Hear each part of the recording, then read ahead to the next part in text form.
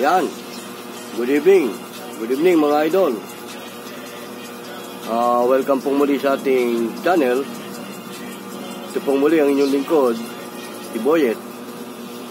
Ay muling bumabati sa inyo ng isang magandang gabi. Alam nyo mga idol, no? Pangkaraniwan ang ating content o ang ating programa umaga. Minsan, napapaano rin tayo ng hapon. Pero ngayon, tinry natin ng gabi kung ano ang sistema.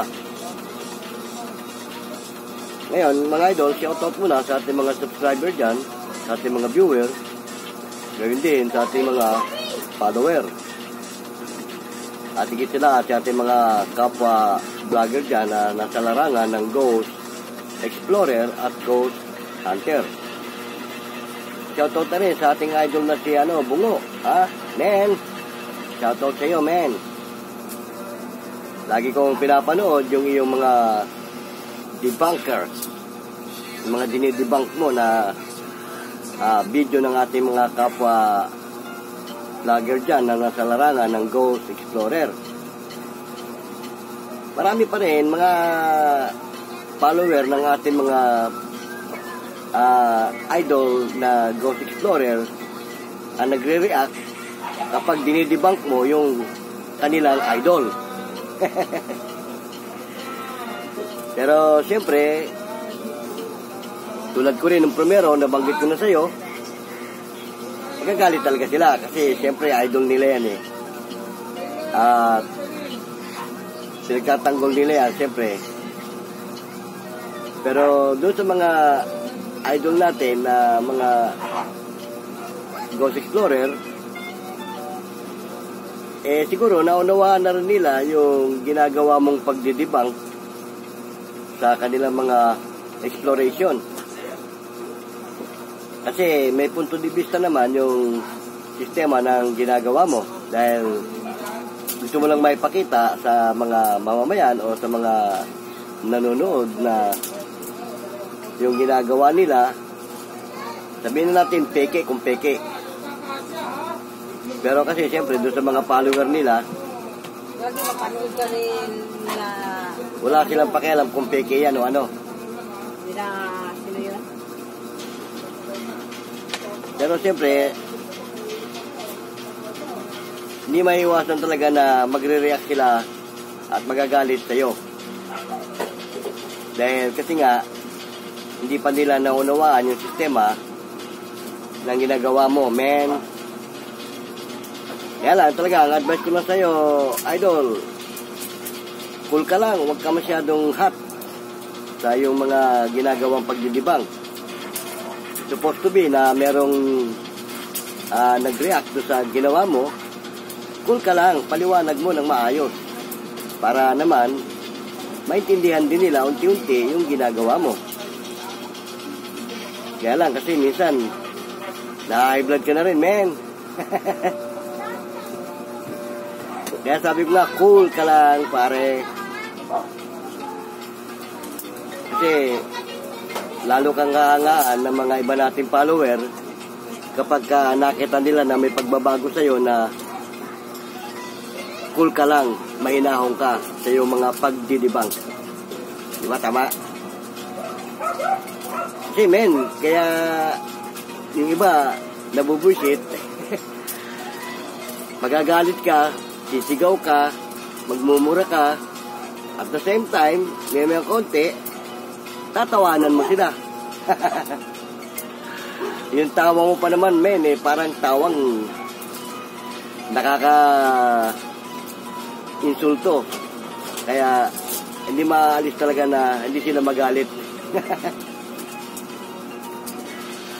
Pero kung mahinahon ka, men, at alalay lang yung mga tirada, sabagay, akin naman, idol, advice lang naman. Kung tatanggapin mo, di, okay lang. Kung hindi naman, sa'yo yan eh. Oo, diskarte mo yan eh. Diba, men? Sabi nga, you are the king of yourself. Di ba? Tama? Ikaw ang hari ng iyong sarili. At kung ano ang estilo mo, yun na talaga yon. Kung nakamulatan nilang ganyan ka, talagang yan Di ba? Pero may time naman siguro na kaya mo ring i-adjust yung sarili mo, man. Para medyo maging cool ng konti. At doon naman sa ating mga follower, doon sa kanilang mga ghost hunter o explorer, kung magre-react kayo doon sa ginagawa ng ating idol na si Bungo, huwag naman kayong magagalit na yung para bang kalaban nyo siya. Hindi naman niya kayo kinakalaban At the same time, yung inyong mga idol na mga ghost hunter, hindi naman niya kalaban yun Kumbaga, nabanggit ko na nga ito, kumbaga sa isang factory, siya ang refinery. Kumbaga, nire-refine lang niya yung mga video na ina-upload nitong ating mga idol. At the same time, kumbaga, dinadaan niya sa tinatawag na quality control. Para malaman kung alin ang tunay, alin ang peke. Nabanggit ko na nga ito sa mga iba kong programa, men, na tama yung ginagawa mo na para malaman kung sino ang peke at sino ang tunay, kailangan salain. Idaan sa quality control o sa refinery. Nire-refine mo lang naman yung sistema ng mga video ng ating mga idol na Ghost Explorer. Kaya nga lang, hindi ito naunawaan ng ating mga ibang idol na mga follower nila. Parang kagaya ko rin, nung una. Hindi ko rin naunawaan yung ginagawa mo. Pero kung pag-aaralan lang nila, men, yung sistema ng ginagawa mo, unti-unti, malalaman nila. Pero tama din naman yung sinasabi mo para wag silang madibang o wag silang maano sa sistema ng kanilang mga pag-explore. Ultimano, dapat sinasabi nila, this is for entertainment only. Palabas lang ito. At nasa sa inyo kung panonoorin nyo o hindi. Basta ito, in-explore namin, scripted kung scripted ito. Ganon. Kasi, ang dayon din talaga ng mga ghost hunter natin, lalo't yung mga legit, yung makapagpakita sila noong tinatawag na multo o maligno o etc. elemento. Yan ang pangunahing layunin ng ating mga ghost hunter at ng ating mga ghost explorer. Para naman doon sa kanilang mga follower at mga viewer. Kaya hindi rin natin, idol, masisisi yung mga gumagawa ng peke na pag-i-explore kasi nga, ang layunin nga nila makapagbigay ng magandang panoorin sa kanilang mga viewer at sa kanilang mga follower. Dalawang klase lang naman yan May tunay at may hindi tunay. Di ba? Ngayon, doon sa mga na-debunk mo na tungkol sa sistema ng pagkapeke nila, bahala na yung mga viewer at yung mga subscriber doon sa kanilang mga idol. Ako naman, kahit naman dinibunk mo yung mga idol ko pa rin naman sila idol ko pa rin. Kasi nga, sabi ko nga sa'yo, wala akong pakialam kung peke o legit yung ginagawa nila.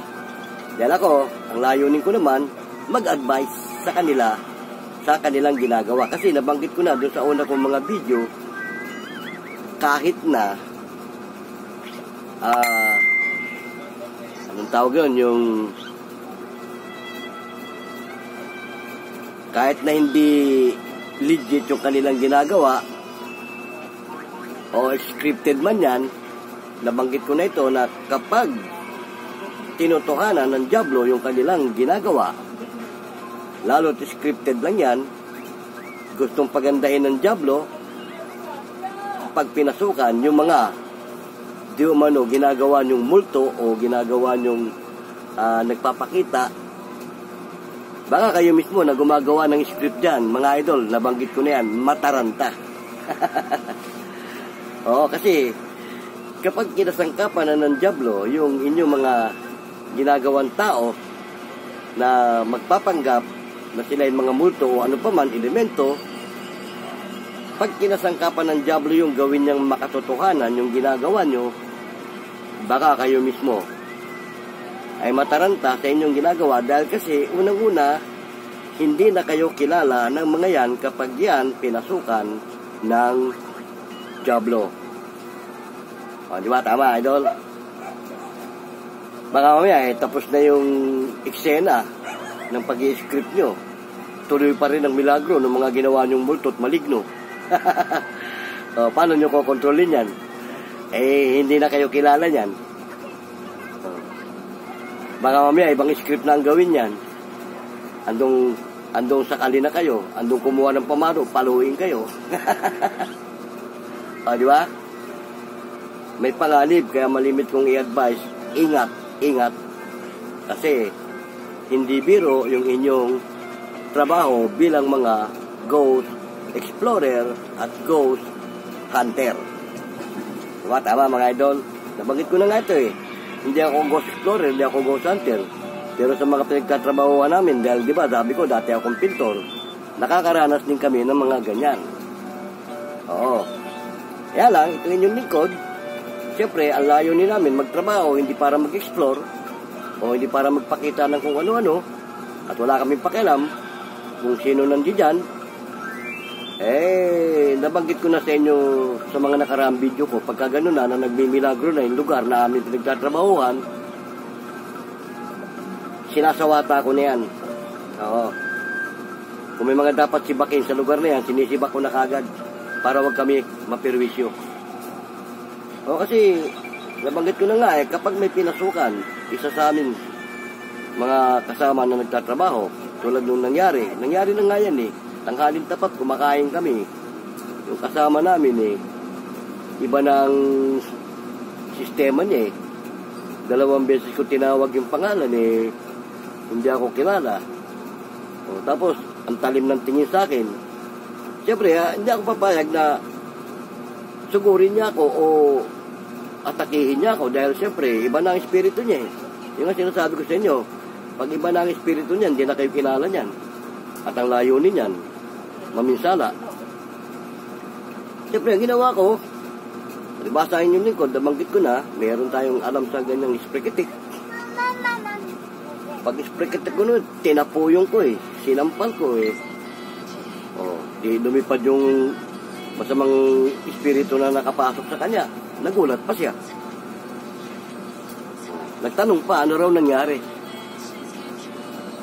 Mga idol, kaya ina-advise ko na mag-ingat kayo kasi hindi biro yung ganyan. At huwag niyong gawing biro-biroan yan. Oo. Kasi pagka nakatagpo kayo nung talagang legit na haunted yung lugar at talagang may mga masasamang elemento, buti kung masamang espiritu lang. Matsyempohan nyo dyan yung mga masasamang elemento na talagang nananakit o namimirwisyo. Yun ang delikado. Oo. Sa bungad pa lang, sa loob ng compound, bago pa kayo pumasok ng gusali, nabanggit ko na yan, ang una nyo masasagupa dyan, mga elemento.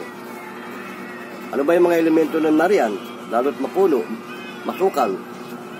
Unang-una na, mga engkanto. Yung sinasabi nilang kapre, tikbalang, maligno, laman lupa, etc. Kung ano-ano pa. Yan ang mga elemento na nasa loob ng compound o area ng inyong pupuntahan. Pero pa yung loob ng building o ng gusali o ng bahay. Sa loob naman ng bahay, ang madadatnan nyo roon, mga masamang espiritu na pinaghaharian ng Diablo. Nabanggit ko na yan sa mga una kong video. Pero yung mga elemento na yan, kaya rin pumasok yan sa loob ng bahay o ng gusali kapag talagang gusto kayong perwisyuhin. Oo. At yan, may kakayahan talagang bumuhat ng anumang bagay yan para ihagis. May kakayahan niyang magpagalaw ng kung ano ng mga bagay kasi sila, hindi sila espiritu. Elemento sila. Meron silang sariling katawan at lakas. Hindi kagaya ng mga espiritu na pinakikilos lang ng dyablo, walang kakayahang bumuhat ng anumang bagay yun. Wala, kasi espiritu lang yun eh. Hindi makakahawak ng anumang bagay yun kasi espiritu lang siya eh. At yung ano niya, imahin man yun nung kung sino man yung namatay doon o kung sino yung mga pamilya roon na nangamatay, lalo't may kasaysayan yung lugar na yon. Tandaan nyo mga idol, ang mga espiritu mas madaling kontrolin kaysa sa elemento. Oo. Kasi kapag naramdaman ng dyablo o ni Satanas na malakas ng spreketek mo, hindi rin niya basta-basta pakikilusin yan. Kasi alam niya, kaya mong puksain yan eh. Hindi kagaya ng mga elemento, wala silang pakialam kung ano ka, kung sino ka, at kung gaano ka kalakas. Susuko lang niya pag naramdaman nilang hindi kanila kaya. Pero pag tinesting kanila at nakaya ka, may peligro ka, baka hanggang sa bahay mo. Nabanggit ko niyan, sundan ka pa. Di ba? Ganon. Kaya magkaiba yan mga idol. Nga, yung isa nating idol na may kaalaman din sa Spreketek, sinasabi niya, huwag niyong katakutan ng multo o ang mga espiritu kasi hindi yan makakagawa ng mabuti at hindi makakagawa ng masama.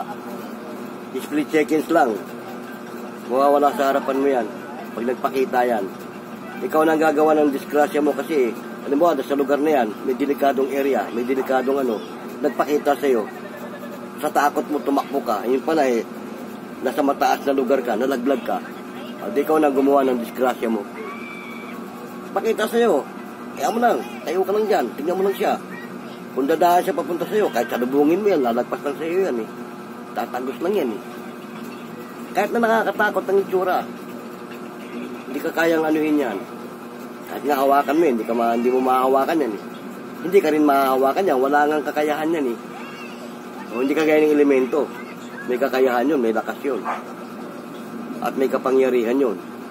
Hindi kagaya ng mga imahe na inanyuhan lang ng masamang espiritu. Walang sariling lakas yun. O, walang masyadong enerhiya yun. Nang aagaw nga ng enerhiya yun eh.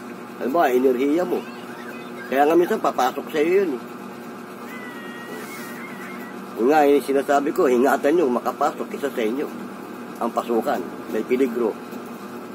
At kung hindi kayo marunong magpalayas, delikado. Di ba mga idol? Yan naman mga idol, napagkukwentuhan lang naman natin dahil nga, kasi nga, kayo ay nasa larangan ng Ghost Explorer at nasa larangan ng mga Ghost Hunter. At kami naman mga viewer nyo, mga follower nyo, nanonood lang sa sistema ninyo. Di ba mga idol? Kaya yung mga idol natin dyan na nagagalit doon sa ating mga ginagawa ng ating kapwa na vlogger na debunker kaya magagalit sa kanya. Nire-refine lang niya yung mga video. Oo. At wala namang mawawala doon kung sakaling i-debunk man niya yun. Hindi naman niya kayang burahin yun at hindi naman niya kayang baguhin yun. Ayun na yun eh. Di ba? Tuloy nyo pa rin. Panoorin nyo. Siyempre, idol mo yan eh. Di ba? Ako kahit dinidebunk ni idol yung mga idol ko, okay lang, pinapanood ko pa rin. Oo, kasi wala man akong pakialam kung scripted yan o tunay yan eh. Pero dalawa lang napanood ko talaga na legit. Oo. Si Master Gala. Idol. At saka si Adventure Duck, si Creepy. Creepy. Kinakabahan ako, 20%.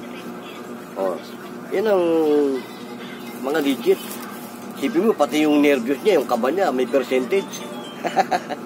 Oh, diba?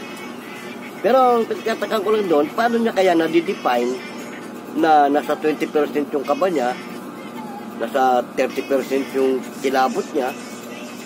Eh ako, pag kinilabutan, walang percentage. Hindi ko alam kung ilang percent.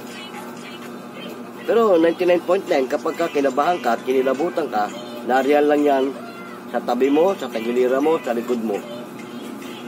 Oh.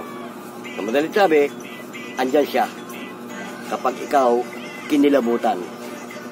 Eh, nabanggit ko na nga huwag tayo lumayo, sa bahay nyo na lang. Pag oras ng gabi, ikutin mo yung compound nyo. Kikilabutan kayo. Di ba, mga idol? O kung meron kayong mga nais i-comment sa ating pinagkukwentuhan ito, i-comment nyo lang sa comment section. At kung meron kayong mga gustong itanong, yan lang sa comment section para matalakay natin sa mga susunod nating video. O shoutout po muli sa ating mga ghost explorer dyan, sa ating mga ghost hunter dyan.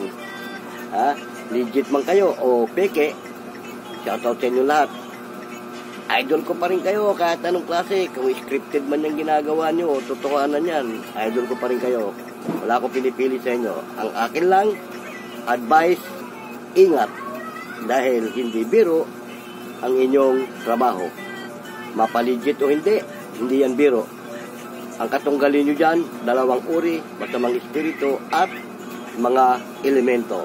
Okay na, mga idol Pumuli inyong lingkod, si Boyet ng Vlogs TV ay pansamantalang nagpapaalam dahil dumating na ang tamang oras natin, mga idol. Kaya sa mga susunod natin video, subaybayan nyo pa. O, Idol Bungo, shoutout sa'yo, men. Tuloy mo lang yan, men. Maganda yung ginagawa mo. At unti-unti, matatauhan na rin siguro yung ating mga ghost hunter dyan na gumagawa ng peke. Next time siguro, baka pag nag-upload na sila, sasabihin na nila, for entertainment only. Magpapasubali na sila. Yun lang naman ang hinahabol mo dyan, di ba, men? Yung magkaroon sila ng pasubali sa mga nanonood, mga viewer, mga follower. Diba? Sabi mo, yun lang, ang layunin mo. Paliwanag lang nila para alam na mga manonood yung sistema. Okay na? Hanggang sa muli. Sa muli yung likod, si Boyet. Samantala nagpapaalam. Paalam!